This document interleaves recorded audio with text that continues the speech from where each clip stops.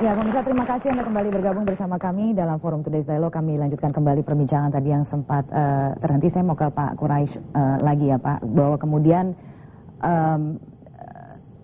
seperti kita sekarang ingin bicara mengenai simbolisasi agama tersebut gitu, ketika kita melihat penggunaan atribut sorban, kemudian baju muslim yang digunakan oleh para pelaku terorisme. Bukankah sebenarnya dalam Islam itu masih menjadi perdebatan?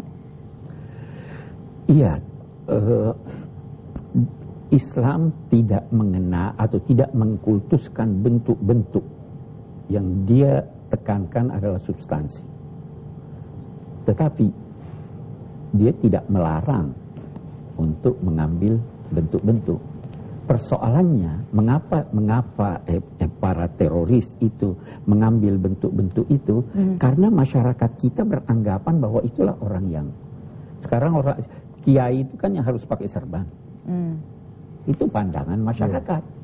Sehingga agar mereka dianggap orang baik, dia ambillah, pakailah simbol-simbol itu.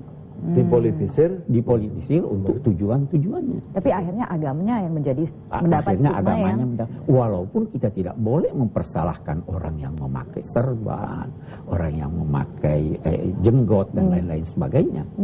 Kemudian artinya sekarang bagaimana caranya memisahkan terorisme dengan Islam gitu, dengan agama itu, Pak? Begini, saya mau nambahkan dari yang disampaikan Pak Quraisy.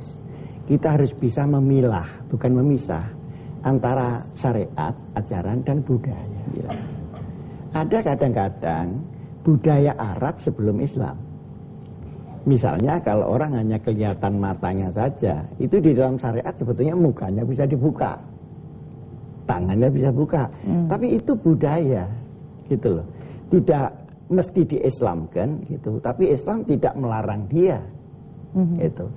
Nah, cuma kita kadang-kadang kurang adil, dia bisa melihat kita, kok kita nggak bisa melihat dia, kan begitu.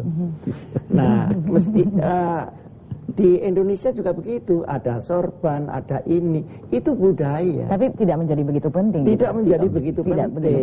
Begitu. Cuma ketika itu tampil di ruang publik, kemudian ada orang pakai serban, nah Islamnya yang ikut. Nah, Islam ikut itu kemudian dijustifikasi oleh media ruang publik. Itu masalahnya. Nah, sehingga dengan demikian kita kembali kepada tadi yang disampaikan Pak Quraisy, ini pegangan kita. Jadi pertama kali bahwa agamanya tidak mengajarkan teror. Nah, di Indonesia itu mindset dari domestik kaum muslim Indonesia itu moderat. Sejak dulu, karena masuknya lewat budaya, tidak melewati pemerintahan. Nah, kenapa teror terjadi justru pada era reformasi? Sebelumnya kan tidak ada. Nah, masalahnya karena ada faktor lemahnya border. Yang kedua ada konflik antara superpower dengan orang-orang di Timur Tengah. Nah, mereka itu spread out masuk ke Indonesia. Jadi Pak Hashim sependapat dengan Pak Umar bahwa jadi Indonesia ini sebenarnya bukan sarang terorisme, tapi the victim of terrorism. Terorisme yang diimpor, seperti Pak Umar bilang tadi.